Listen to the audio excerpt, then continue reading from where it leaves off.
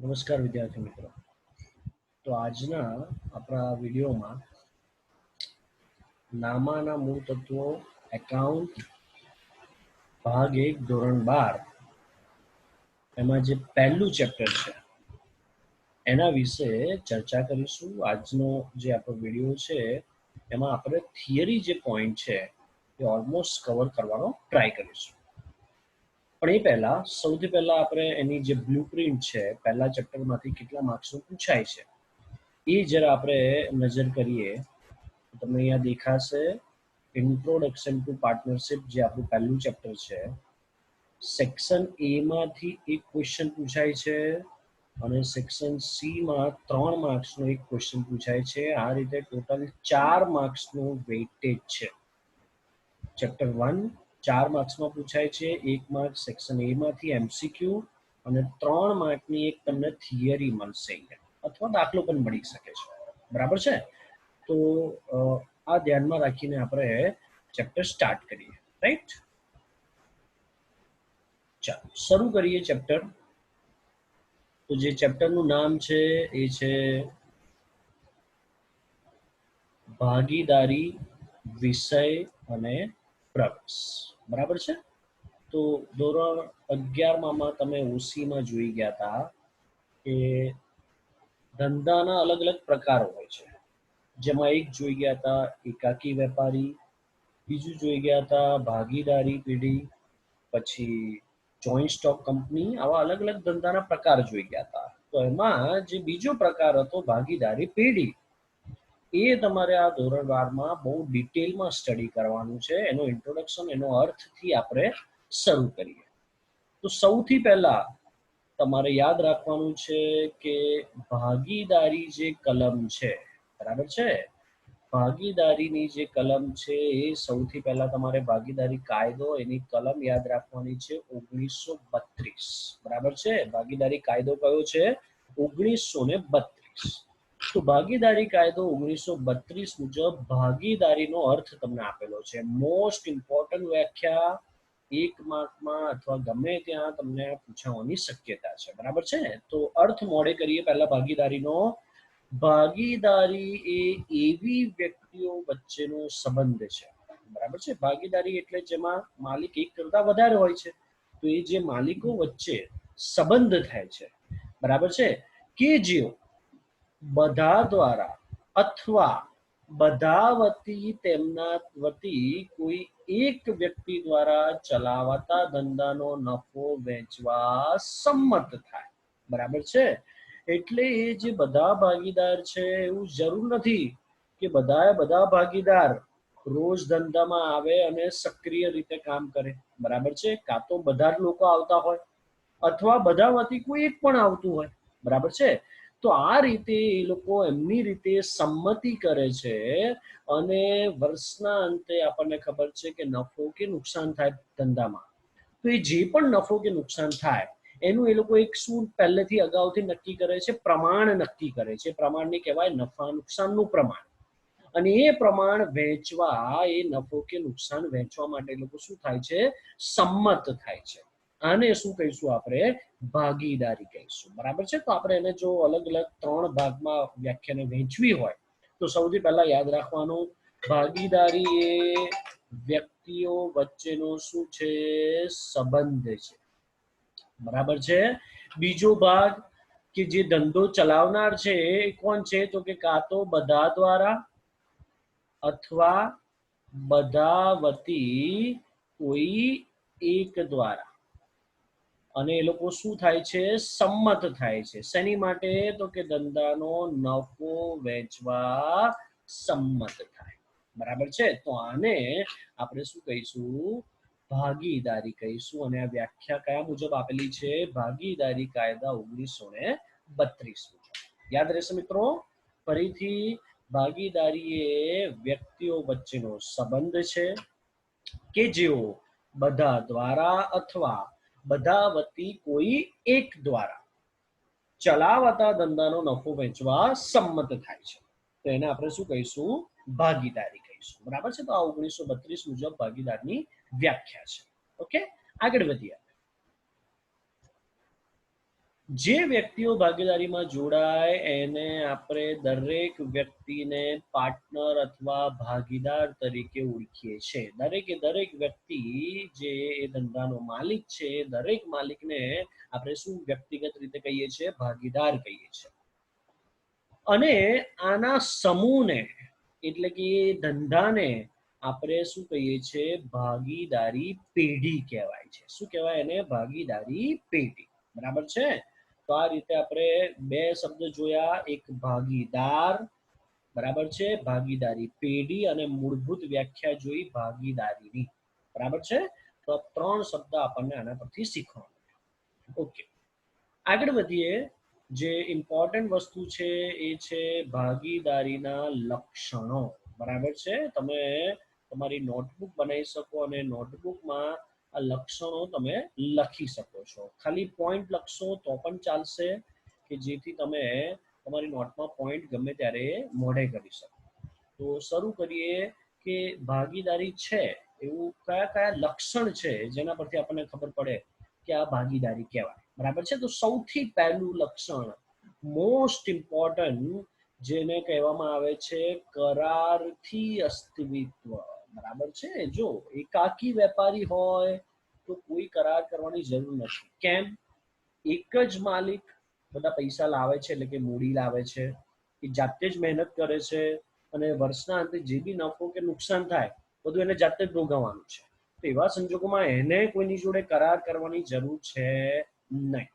પણ જ્યારે ભાગીદારી હોય, એક કરતા વધારે વ્યક્તિ હોય, ભાગીદાર હોય, માલિક હોય, તો કોણ કેટલા પૈસા લાવશે, કોણ શું કામ કરશે, કોની શું જવાબદારી છે, અને વર્ષના અંતે નફો કે નુકસાન થાય તો એ કોણ કેટલા પ્રમાણમાં લઈ જશે, આ બધી વસ્તુ સૌથી પહેલા ભાગીદારી પેઢી શરૂ કરતા પહેલા તમારે નક્કી કરવી પડે છે.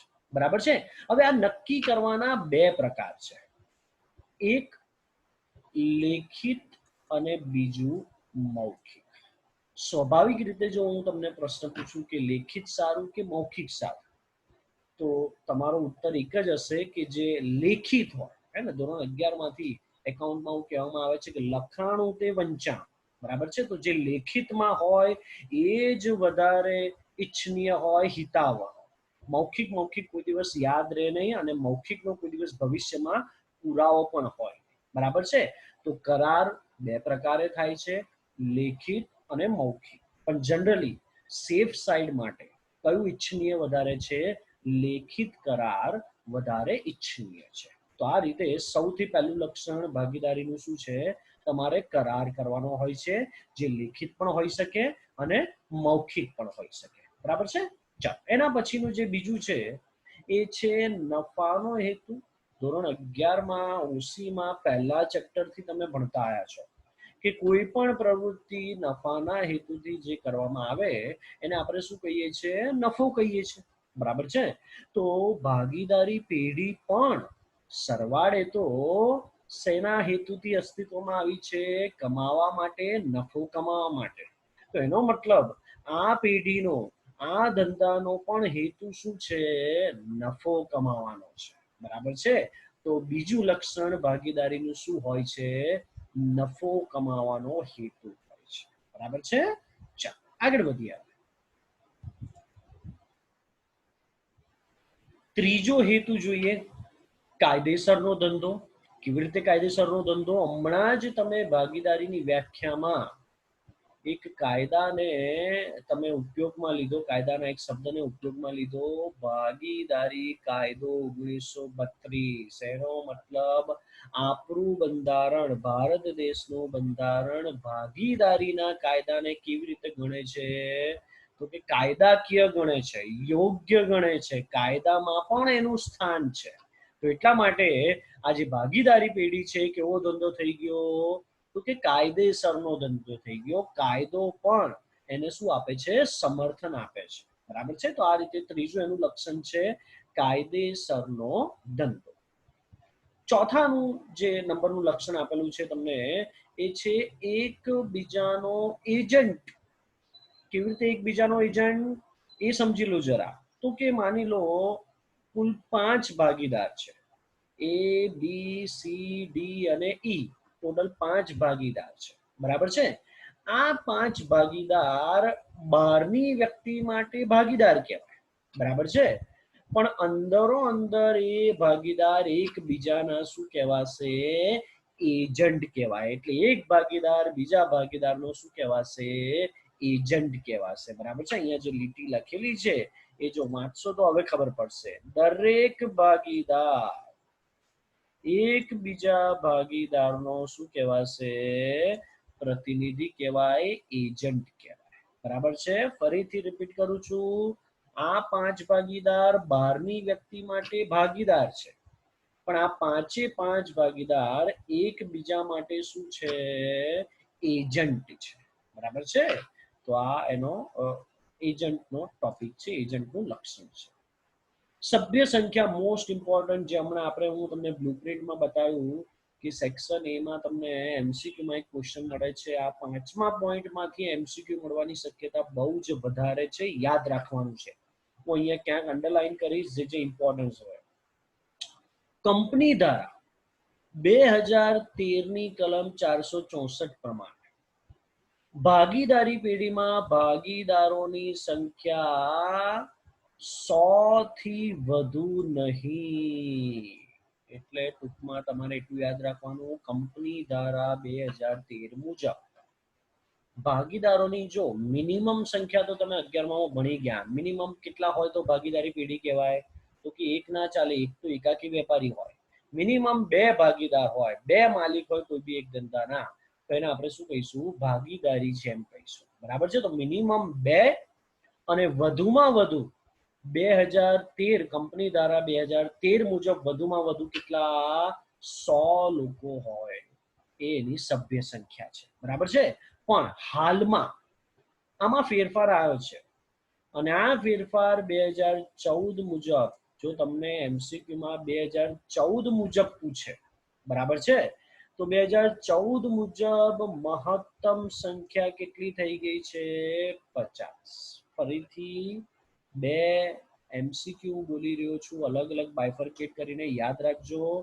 જો તમને એવું પૂછે એમસીક્યુમાં કે 2013 મુજબ કંપની ધારા 2013 મુજબ ભાગીદારોની સંખ્યા કેટલી? તો કે વધુમાં વધુ 100, ઓછામાં ઓછી 2, વધુમાં વધુ 100, બરાબર છે. પણ કંપની ધારા 2014 ના નિયમ મુજબ 2014 ના નિયમ મુજબ હવે એમાં ફેરફાર થઈ ગયો છે. મહત્તમ સંખ્યા કેટલી છે? 50. પણ કદાચ કોઈને પ્રશ્ન થાય કે સર 2013 ના કીધેલું હોય, 14 ના કીધેલું હોય, ખાલી આપણને એવું પૂછેલું હોય કે ભાગીદારોની મહત્તમ સંખ્યા ખાલી જગ્યા છે તો કેટલી લખવાની? તો જે લેટેસ્ટ છે, કરંટ છે, જે હાલમાં છે એ લખવાનું. હાલમાં કેટલા છે? 50. યાદ રહેશે. તો આ 3 પ્રકારના એમસીક્યુ આ રીતે અલગ અલગ હોઈ શકે.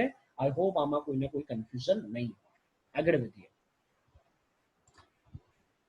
અમર્યાદિત જવાબદારી એના પછીનું છઠ્ઠું લક્ષણ છે કે અમર્યાદિત જવાબદારી એટલે શું? પહેલા તો આ શબ્દ સમજવો જરૂરી છે. એકાકી વેપારીમાં ધોરણ 11 તમે જોઈ ગયા હતા કે જ્યારે તમારા ધંધામાં દેવું એટલું બધું વધી જાય, એટલું બધું નુકસાન થઈ જાય કે તમે તમારો ધંધો વેચો તોય તમે લેણદારોને પૈસા ચૂકવી ન શકો, તો ત્યારે તમારે તમારી અંગત મિલકતો વેચીને પણ દેવું ચૂકવવું પડે. આવી જવાબદારીને શું કહેવાય છે? અમર્યાદિત જવાબદારી. તો ભાગીદારી પેઢીનું પણ કેવી જવાબદારી હોય છે? અમર્યાદિત જવાબદારી હોય છે. એટલે કે જો દેવું વધી જાય, નુકસાન વધી જાય, તો પોતાની અંગત મિલકતો વેચીને પણ તમારે શું ચૂકવવું પડે છે? દેવું ચૂકતે કરવું પડે છે. પણ જનરલી આપણા ભારત દેશમાં અમર્યાદિત જવાબદારી ભાગીદારી પેઢીમાં જોવા મળતી નથી. એવું આ ઓલરેડી પોઈન્ટમાં આપેલું જ છે, તમે જોઈ શકશો. અને છેલ્લો પોઈન્ટ લક્ષણોનો શું છે? પેઢીની માલિકી અને સંચાલન. ઇંગ્લિશમાં શબ્દ જો વાપરું તો માલિકીને કહેવાય ઓનર, સંચાલનને કહેવાય મેનેજમેન્ટ. બંને શબ્દ બહુ જ અલગ છે. આમ જોવા જઈએ તો માલિક અને સંચાલક બેઉ સરખા લાગે, પણ એવું નથી. ફરીથી એક ઉદાહરણ લઈએ તો બહુ જ ક્લિયર થઈ જશે. ફરીથી 5 ભાગીદાર છે A B C D E, બરાબર છે. 5 ભાગીદાર છે એટલે આ 5 ભાગીદારી પેઢીના શું ગણાશે? માલિક ગણાશે.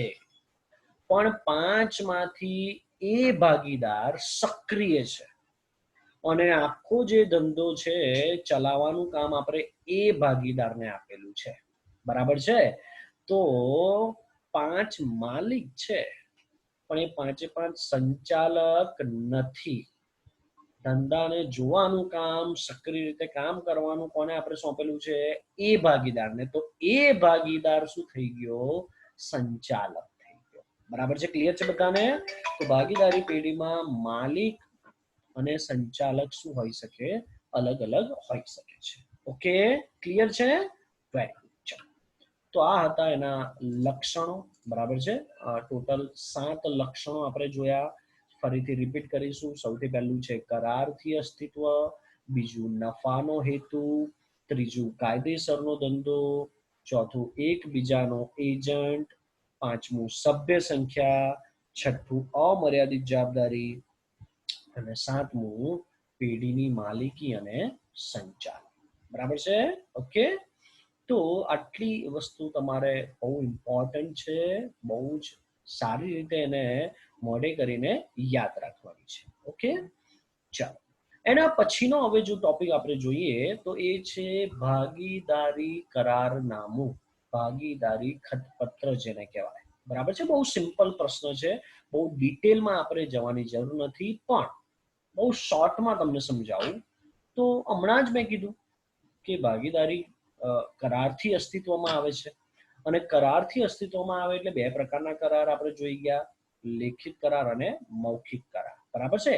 તો જે તમે લેખિત કરારનામું બનાવો છો એને ભાગીદારી કરારનામું અથવા ખતપત્ર અથવા ઇંગ્લિશમાં કહેવાય એને પાર્ટનરશિપ ડીડ. બરાબર છે?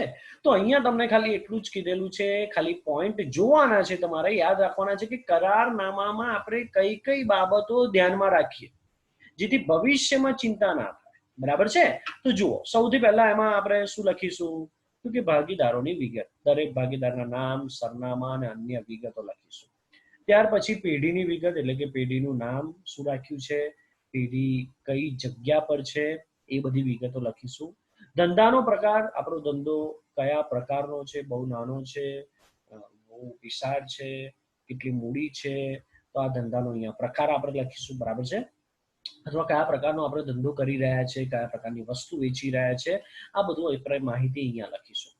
એના પછી છે ભાગીદારીનો આરંભ, એટલે તારીખ લખવી પડશે કે ક્યારથી તમારી ભાગીદારી પેઢી અસ્તિત્વમાં આવે છે, કઈ તારીખથી અસ્તિત્વમાં આવે છે, એ તારીખ પણ તમારે અહીંયા નોંધવી પડશે.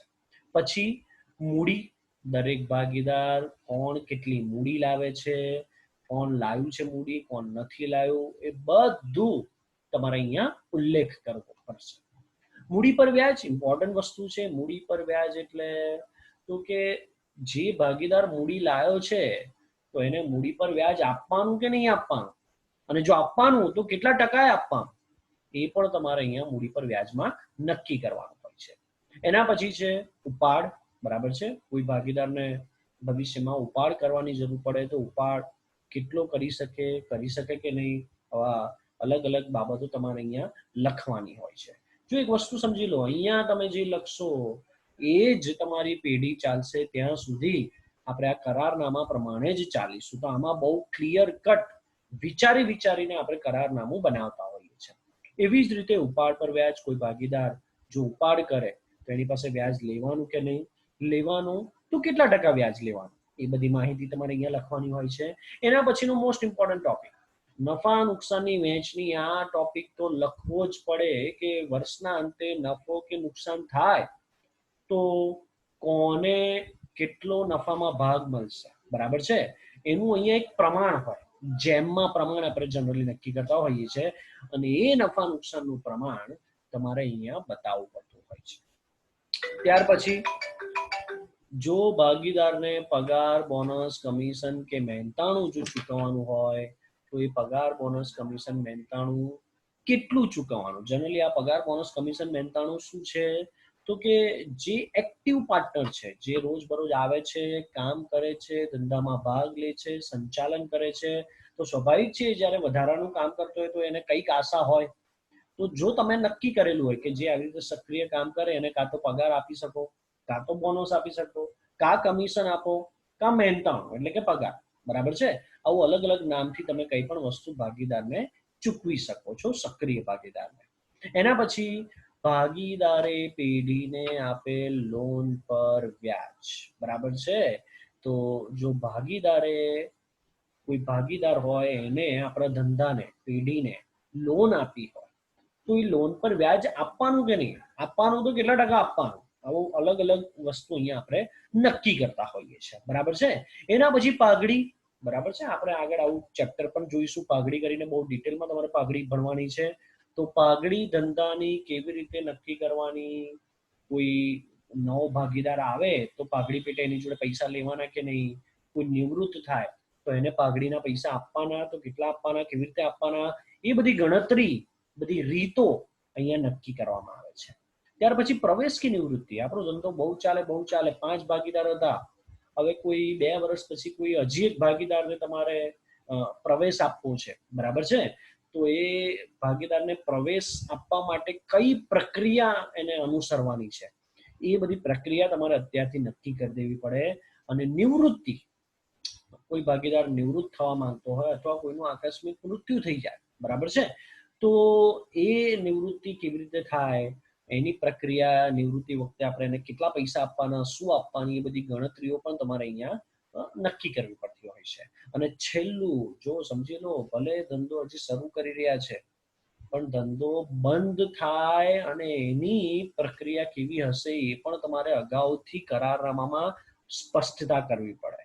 તો પેઢીનું જો વિસર્જન ભવિષ્યમાં કદાચ કરવાનું થાય તો એ વિસર્જન એટલે કે ધંધો બંધ કરવાનું થાય તો એ કેવી રીતે કરવાનો, એ પણ અહીંયા બહુ સ્પષ્ટપણે કરારનામામાં નક્કી કરવામાં આવે છે, લખવામાં આવે છે, બરાબર છે. તો આ આટલી બાબત, આ સિવાય પણ ઘણી બધી બાબતો તમે કવર કરી શકો છો. આટલી બાબત જનરલી આપણે શું કરતા હોઈએ છીએ, આમાં કવર કરતા હોઈએ છીએ, બરાબર છે. ઓકે, નેક્સ્ટ ટોપિક તરફ હવે આગળ વધીએ આપણે. બહુ જ ઇમ્પોર્ટન્ટ ટોપિક છે જે નેક્સ્ટ ટોપિક છે, અને આમાંથી એમસીક્યુ પૂછાવાના ચાન્સીસ બહુ જ વધારે છે. ઇવન આમાંથી ક્યાંક ને ક્યાંક તમને જે પેલો 3 માર્ક્સનો ક્વેશ્ચન છે એ પણ એનો જે સમ છે, દાખલો છે, એ પણ કદાચ પૂછાઈ શકે. તો બહુ ઇમ્પોર્ટન્ટ છે, યાદ રાખવું બહુ જ જરૂરી છે. ધ્યાનથી સાંભળજો. સૌથી પહેલા પ્રશ્ન શું છે, પ્રશ્ન સમજવો ઇમ્પોર્ટન્ટ છે, પછી તમને ક્યાંક એનો જે જવાબ છે એ ધ્યાનમાં આવશે, બરાબર છે. સૌથી પહેલા પ્રશ્ન સમજીએ, જોજો જરા.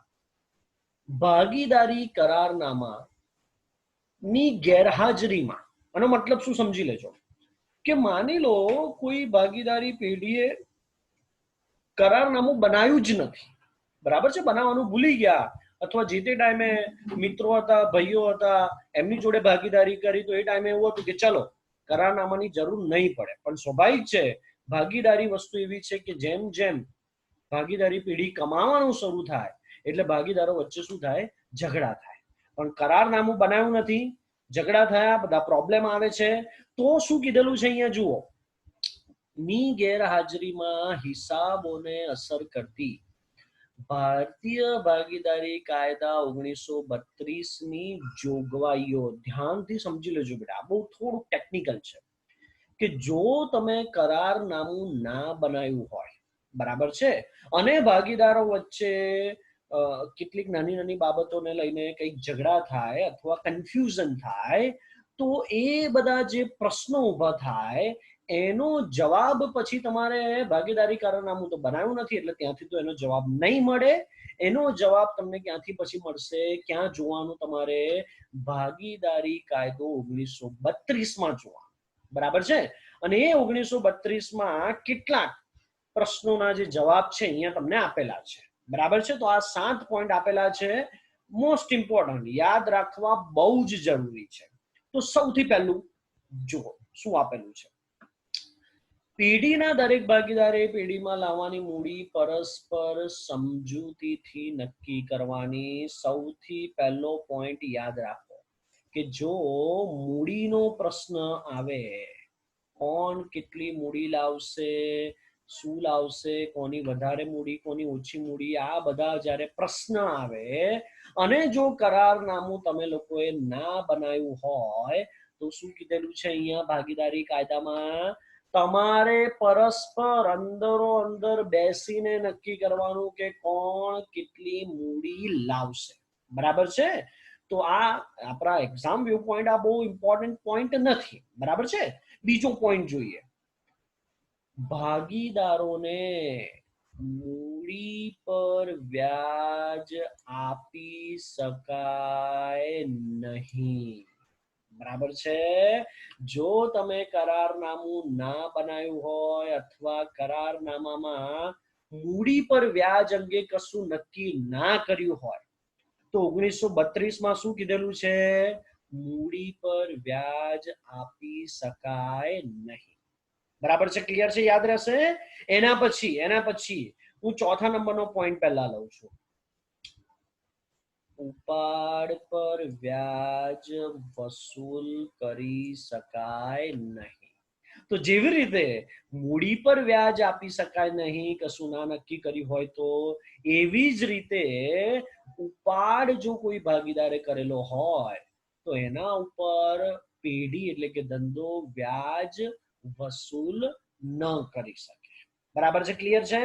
તો મૂડી પર વ્યાજ ના અપાય, ઉપાડ પર વ્યાજ વસૂલ ન થાય. એના પછી હું પાંચમો પોઈન્ટ લઈશ, ભાગીદારને પગાર, બોનસ, કમિશન કે મહેનતાણું આપી શકાય નહીં. એટલે કોઈ સક્રિય ભાગીદાર હોય, સક્રિય રીતે ધંધામાં કામ કરતો હોય, પણ તમે કરારનામામાં કશું નક્કી જ નથી કર્યું કે એને પગાર, બોનસ, કમિશન કે મહેનતાણું આપવાનું કે નહીં, તો 1932ના કાયદામાં શું કીધેલું છે? જો નક્કી ના કર્યું હોય તો કોઈ પગાર, બોનસ, કમિશન, મહેનતાણું ભાગીદારને મળવા પાત્ર નથી. યાદ રહેશે 3 પોઈન્ટ? મૂડી પર વ્યાજ ન આપી શકાય, ઉપાડ પર વ્યાજ વસૂલ ન કરી શકાય અને પગાર, બોનસ, કમિશન, મહેનતાણું ભાગીદારને આપી શકાય નહીં. બરાબર છે? હવે ત્રીજા નંબરનો પોઈન્ટ જોઈએ, જો તમે નફા નુકસાનનું પ્રમાણ નક્કી ના કર્યું હોય તો તમારે પ્રમાણ કેવું રાખવાનું છે? સરખે હિસ્સે. સરખે હિસ્સે એટલે માન લો 3 ભાગીદાર હોય તો 3 ભાગીદારનું સરખે હિસ્સે પ્રમાણ શું આવે? 1:1:1. ટૂંકમાં જે બી નફો થાય 3 ભાગીદાર હોય તો સરખા ભાગે વહેંચી લેવા. બરાબર છે? ખબર પડે છે? તો નફા નુકસાનનું પ્રમાણ ના નક્કી કરેલું હોય કરારનામામાં તો 1932માં શું કીધેલું છે? સરખે હિસ્સે વહેંચી લેવું. ઓકે, આગળ વધીએ. ભાગીદારે પેઢીને આપેલ લોન પર વાર્ષિક 6% લેખે વ્યાજ આપવાનું. બરાબર છે? જો ભાગીદારે ધંધાને પેઢીને લોન આપી છે, બરાબર છે, તો આ લોન પર વ્યાજ જો ના નક્કી કર્યું હોય, કરારનામું પણ ના બનાવ્યું હોય તો આપણને ભાગીદારી કાયદામાં કેટલા ટકા વ્યાજ આપવાનું એવું કીધેલું છે? 6% લેખે વ્યાજ આપવાનું કીધેલું છે. એમસીક્યુ માટે આ મોસ્ટ ઇમ્પોર્ટન્ટ. બરાબર છે? યાદ રહેશે? એમસીક્યુમાં ઘણી બધી વખત બોર્ડમાં પ્રશ્ન પૂછાઈ ગયેલો છે.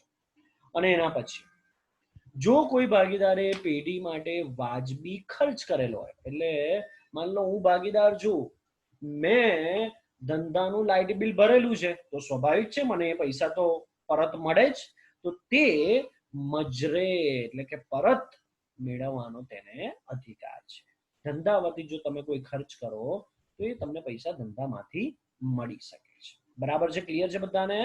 તો આ 7 પોઈન્ટ મોસ્ટ ઇમ્પોર્ટન્ટ છે. બહુ પરફેક્ટલી તમારે આને યાદ કરી લેવાના છે. ફરીથી જે મેઇન પોઈન્ટ છે હું ફરીથી રિપીટ કરું છું, મૂડી પર વ્યાજ ન અપાય, ઉપાડ પર વ્યાજ વસૂલ ન થાય, ભાગીદારને પગાર, બોનસ, કમિશન, મહેનતાણું ન ચૂકવાય, નફા નુકસાનનું પ્રમાણ નક્કી ન કર્યું હોય તો સરખે હિસ્સે વહેંચવાનું અને ભાગીદારે પેઢીને આપેલ લોન પર વ્યાજ કેટલા ટકા? 6% લેખે વાર્ષિક ચૂકવવું. આટલા ઇમ્પોર્ટન્ટ પોઈન્ટ છે. ઓકે, ક્લિયર છે બધાને? તો આ ટોપિક બહુ જ ઇમ્પોર્ટન્ટ છે તમારા એમસીક્યુ ઓરિએન્ટેડ. આનાથી ઘણા બધા નાના નાના સ્મોલ સમ પણ દાખલા પણ તમને જોવા મળશે. એના પછીનો ટોપિક આપણે આગળ વધારીએ તો એના પછી જે ટોપિક છે એ છે ભાગીદારોની જે મૂડી ખાતા છે એ રાખવાની બે પદ્ધતિઓ છે. બરાબર છે? ભાગીદારીના મૂડી ખાતા રાખવાની બે પદ્ધતિ. પહેલી જે પદ્ધતિ છે એનું નામ શું આપેલું છે અહીંયા? તો કે અસ્થિર હંગામી મૂડી ખાતાની પદ્ધતિ. અને જે બીજી છે એ છે સ્થિર અથવા કાયમી મૂડી ખાતાની પદ્ધતિ. બરાબર છે? બહુ શોર્ટમાં જો તમારે એનો અર્થ સમજવો હોય તો અસ્થિર એટલે શું? ફેરફાર થાય, બદલાવ આવે, ચેન્જ આવે. બરાબર છે? તો જ્યારે ભાગીદારોની મૂડીમાં દર વર્ષે વધારો કે ઘટાડો થાય, વધઘટ થાય, તો આવી મૂડીને આપણે કેવી મૂડી કહીશું? અસ્થિર મૂડી ખાતાની પદ્ધતિ.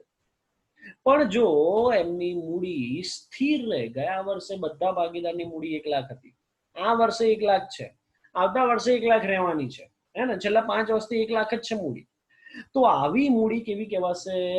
સ્થિર મૂડી ખાતાની પદ્ધતિ. બરાબર છે? ક્લિયર છે?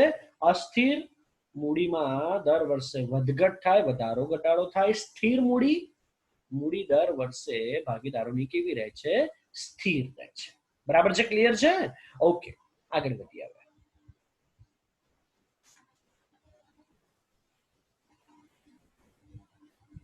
હવે જે આપણે આગળ સમજવાનું છે એનો અહીંયા તમને તફાવત આપેલો હશે, તો એ તફાવત આપણે સમજીએ. યસ, આ રહ્યો તફાવત. બરાબર છે? પણ તફાવત સમજાવતા પહેલા એક વસ્તુ હું તમને સમજાવી દઉં કે આ જે સ્થિર અને અસ્થિર એ શું છે અને ક્યાં કામમાં આપણને એક્ઝામમાં અથવા આ વર્ષે આપણને લાગવાનું છે એ જરા સમજી લઈએ. બરાબર છે? થોડુંક આપણે ધોરણ 11 યાદ કરીએ તો તમે હમણાં તાજેતરમાં જ છેલ્લે આ ચેપ્ટર ભણ્યા હશો ધોરણ 11માં એકાકી વેપારીના વાર્ષિક હિસાબ. બરાબર છે? અને થોડું જો યાદ કરીએ તો વાર્ષિક હિસાબમાં કુલ 3 ખાતા તમે બનાવતા હતા: વેપાર ખાતું, નફા નુકસાન ખાતું અને પાકું સરવૈયું. અહીંયા ભાગીદારી પેઢીના વાર્ષિક હિસાબ તમારું જે આના પછીનું બીજું ચેપ્ટર છે એ ભણવાનું છે. અને ભાગીદારી પેઢીના વાર્ષિક હિસાબમાં કાં તો અમુક દાખલામાં 5 ખાતા બનાવવાના છે વાર્ષિક હિસાબમાં, અને અમુકમાં 6 ખાતા તમારે વાર્ષિક હિસાબમાં બનાવવા પડશે. બરાબર છે? તો કયા સંજોગોમાં 5 ખાતા બનશે, કયા સંજોગોમાં 6 ખાતા બનશે, એ સ્થિર મૂડી ખાતાની પદ્ધતિ કે અસ્થિર મૂડી ખાતાની પદ્ધતિથી નક્કી થશે. એટલે 3 તો બનાવતા હતા, જો 5 બનાવવાનું હોય તો બીજા કેટલા બે ખાતા એડ થાય, અને જો 6 બનાવવાનું આવે તો બીજા 3 ખાતા એડ થશે. બરાબર છે? તો કઈ પદ્ધતિથી તમે મૂડી રાખો છો એના આધારે નક્કી થશે કે 5 બનાવવાના છે ખાતા કે 6 બનાવવાના છે. ખબર પડે છે હવે આ તફાવત કેમ સમજવાનો છે? આગળ વધીએ હવે. તો જો તમે સ્થિર મૂડી ખાતાની પદ્ધતિએ હોય, બરાબર છે, તો એનો પહેલો અર્થ જોઈએ. અર્થ આપેલો છે: ભાગીદારીને મૂડી ખાતા રાખવાની જે પદ્ધતિમાં સામાન્ય રીતે ભાગીદારના મૂડી ખાતાના વર્ષની શરૂઆતની અને આખરની બાકીમાં ફેરફાર જોવા ન મળે, ટૂંકમાં મૂડી કેવી રહે? સ્થિર રહે, તો એને આપણે શું કહીશું? સ્થિર મૂડી ખાતાની પદ્ધતિ. અને જો એમની શરૂઆતની બાકી અને આખરની બાકીમાં ફેરફાર જોવા મળે, ટૂંકમાં એમની મૂડી કેવી હોય? અસ્થિર હોય, તો એને અસ્થિર મૂડી ખાતાની પદ્ધતિ કહેવાય છે. સિમ્પલ છે? ચાલો બીજું જોઈએ, અર્થ. અર્થ પછી બીજું છે ખાતા. હા, જોજો આવે, આ ઇમ્પોર્ટન્ટ છે. તો અહીંયા સ્થિર મૂડી ખાતાની પદ્ધતિમાં તમારે 2 ખાતા બનાવવા પડશે. એક મૂડી ખાતું, બીજું ચાલુ ખાતું. બરાબર છે? અને જો તમે અસ્થિર મૂડી ખાતાની પદ્ધતિએ જો તમે વાર્ષિક હિસાબ બનાવતા હોય તો ખાલી કયું ખાતું બનાવવાનું છે? તો કે મૂડી ખાતું તમારે તૈયાર કરવાનું છે. યાદ રહેશે, સ્થિર મૂડી ખાતામાં બે બનાવવાના છે. કયા કયા? મૂડી ખાતું અને ચાલુ ખાતું. અને અસ્થિરમાં ખાલી એક જ મૂડી ખાતું તમારે તૈયાર કરવાનું છે. Excuse me. એના પછી વ્યવહારોની નોંધ.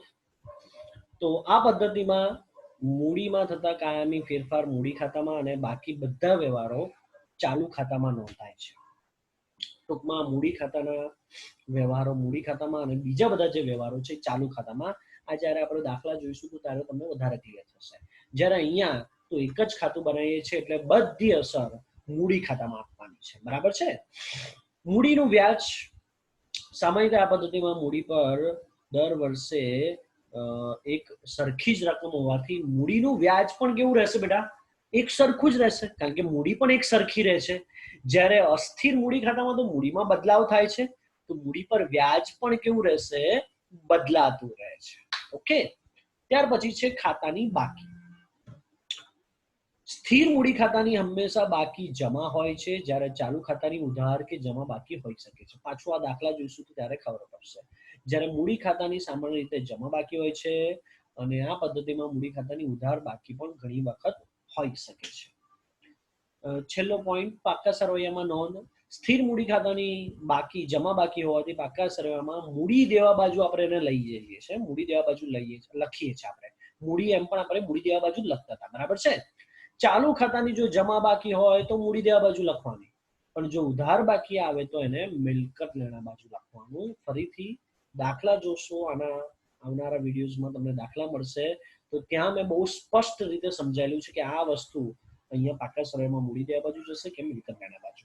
જ્યારે મૂડી ખાતાની અહીંયા અસ્થિરમાં જમા બાકી હોય તો મૂડી દેવા બાજુ અને ઉધાર બાકી આવે તો મિલકત લેણા બાજુ લખવાનું છે. બરાબર છે. તો આ થયો એનો તફાવત.